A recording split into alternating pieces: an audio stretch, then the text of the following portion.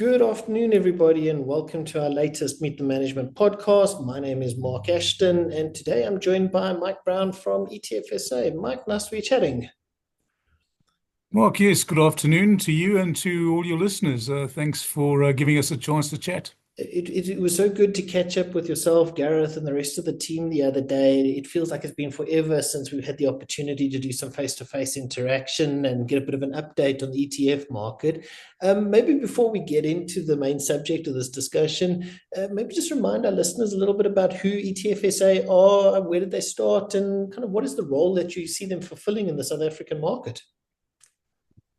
Yeah, thanks, Mark. ETFs launched in South Africa in 2000, so we're going back 25 years now. And an ETF is it's a share that's listed on the stock exchange, but it gives you access to a whole portfolio of underlying securities. So it's really listing a portfolio on a stock exchange rather than a single company.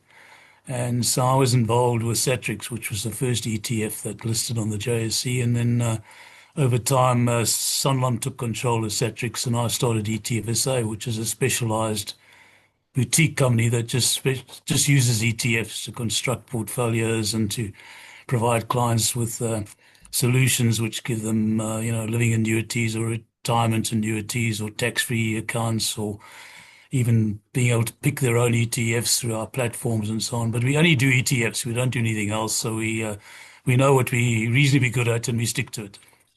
One of the biggest challenges we look in the South African equity market at the moment, and we see a shrinking JSE, and I think it's part of a global trend, but the rise of these passive investment products. Maybe just give our listeners a sense of the size of the ETF market in South Africa, its growth, and what is driving that growth. Okay, well, size, there's 280 exchange traded products listed on the stock exchange, and which means there's more exchange traded products on the JSE than there are single companies. So the JSE sometimes doesn't realize that, but it's moving towards being a market that accommodates not only single companies in their own right, but also accommodates all sorts of investment solutions and platforms and things like that. So I think it's a big change in terms of the way the JSE operates. In terms of size, 233 billion rand is now invested in ETFs, which makes it, after single companies, the next biggest portion of the main board of the JSE. And so it's a nicely developing industry, and there's more and more activity taking place in ETFs. I think we can say a bit more about that later, but in terms of size, it's been a consistent growth from a single ETF in 2000 to now 280 ETFs in 2025. If memory serves me correctly, 2023, the US actually saw the value of passive assets overtake actively traded assets or company-specific assets. What is driving that trend, and is it something that you expect to just continue going forward? Certainly in the US and other markets, because in those countries, people tend to do their own investments to a great extent. You can run your own retirement fund, a 401k, or in the UK, you can run an individual retirement account, So people do their own investments. When they're looking to do their own investments, they want quite simple products. So I want something that gives me exposure to the US stock market or maybe a global bond market, and I'll use that to construct my own portfolio. And ETFs are ideal for that purpose because they do give you exposure to a certain type of investment, to a certain structured type of investment, to a geographical spread into to certain markets without having to go and pick which individual companies I should invest in. I can just buy the index. And that's really what passive investment is all about. You buy an index. Index is decided by companies that do put together indices, Morgan Stanley Composite Index or Standard and Poor's FTSE, people like that. And you then just buy that index. And that gives you full exposure to the top, say, 500 companies in America, or in South Africa to the top 40 companies in South Africa. By just buying a single security, you now have a diversified portfolio, and you don't have the cost of going buying those individual shares and having to manage that cumbersome portfolio. You just buy one ETF that gives you access to all of that. So the cost structures behind exchange traded funds have been a very important component of global growth, and the same thing in South Africa. We have this term passive investing, but suddenly, in the last 12 months or so, we've seen the rise of this actively managed exchange traded fund. Now, if I look at that from the outside looking in, it almost feels like it's essentially just a repackaged unit trust product. But they do seem to be getting a lot of airtime, a lot of mileage. What is your take on the actively managed ETF space and its kind of role in the market and innovation going forward? Well, that's probably a natural progression. You started off by tracking indices. And people said, well, if I can list on the stock exchange and the stock exchange then does all my trading for me, I don't have to do it myself. And the stock exchange makes all my pricing for me and it does all the settlement and the custodianship and it's got an electronic register, all that stuff. If you're in an old-fashioned unit trust, the unit trust company has to do that. So it employs hundreds of people in a big office and they're all sort of doing admin and so on. Once you go on a stock exchange, the stock exchange does all that for you effectively. So it becomes a very efficient way of listing portfolios. Now, the progression from saying, well, let's track indices to saying, why don't we put smart products in there? Let's try and actively manage portfolios and list those on stock exchanges. Well, that started in America only a couple of years ago, and it's now quite strongly developed in South Africa. Of the 280 odd ETFs that we've got listed in South Africa, something like 90 of those are actively managed products. And the actively managed products only started about 15 months ago on the JSE. So that's the area of activity.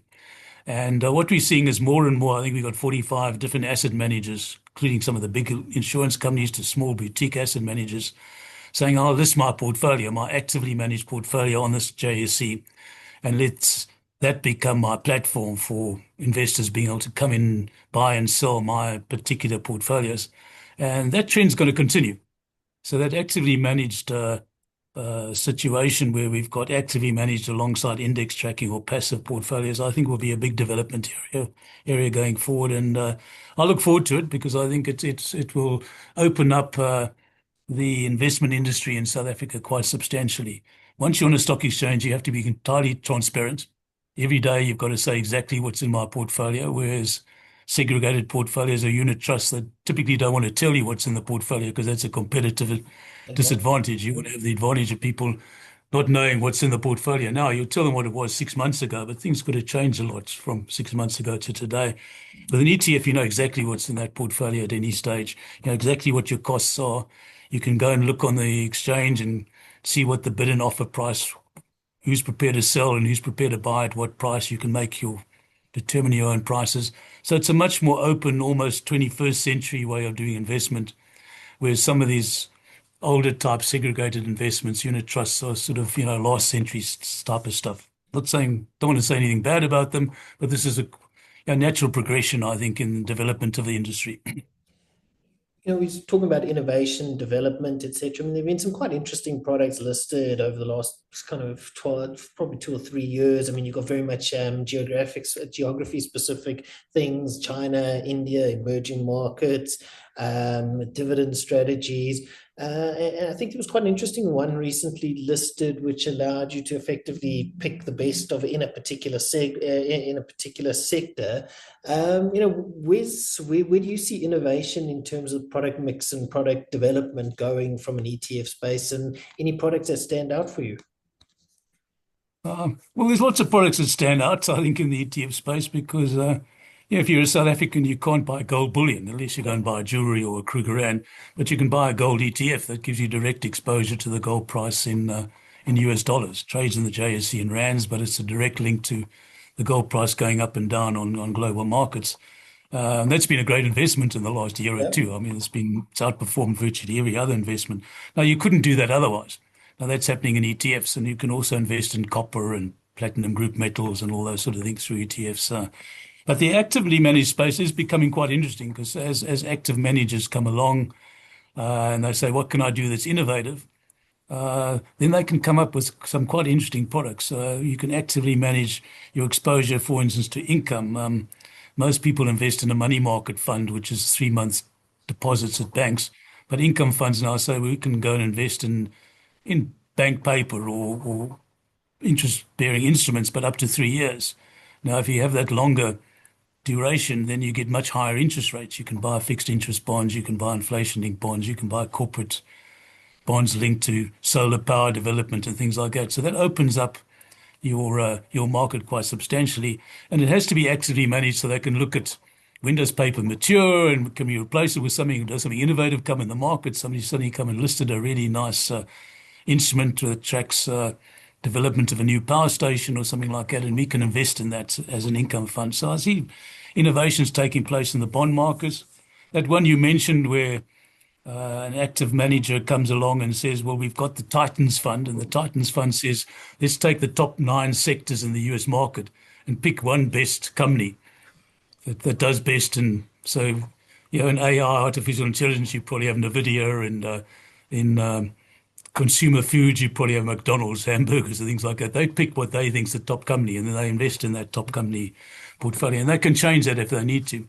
So now you're selecting the elite, the sort of blue chip top 9 companies in America, and that's wrapped into an actively managed ETF, and it's available in the stock market. So those are nice sort of products to look at, and they're available to the retail investor, but also to the professional institutional investor. He says, well, this is an efficient way of getting exposure to those 9 companies without having to go and buy those 9 companies. I'll just buy one ETF, and that gives me exposure to those 9 companies. So innovation, yes, I mean, anything can happen if you start looking at innovation, but the structure of ETFs, I think, encourages innovation. Closing question, are you still an optimist on the ETF market, and where do you think we'll be 12 months from today? Well, we'll be bigger than we are now. That's one thing we know. The trend is upwards. The innovation, I think, is there. There are various regulatory discussions taking place that I think will open up the industry even more. And we can talk about that later when they happen. You don't want to anticipate them happening because you're relying on bureaucrats to make decisions. But, I think the whole idea is the regulators love instruments that are listed on stock exchanges because then you can monitor them and regulate them, and you can look at what's going on, and it's all transparent. So I think globally we're finding more and more regulators, more and more institutions, more and more investors want products that are listed on stock exchanges because of the transparency and ease of transaction and so on.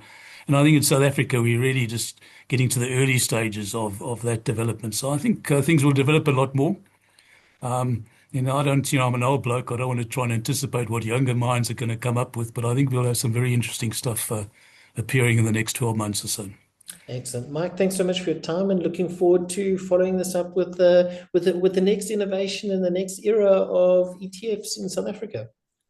Thanks so much, Mark, and great to have a chance to chat to you about this.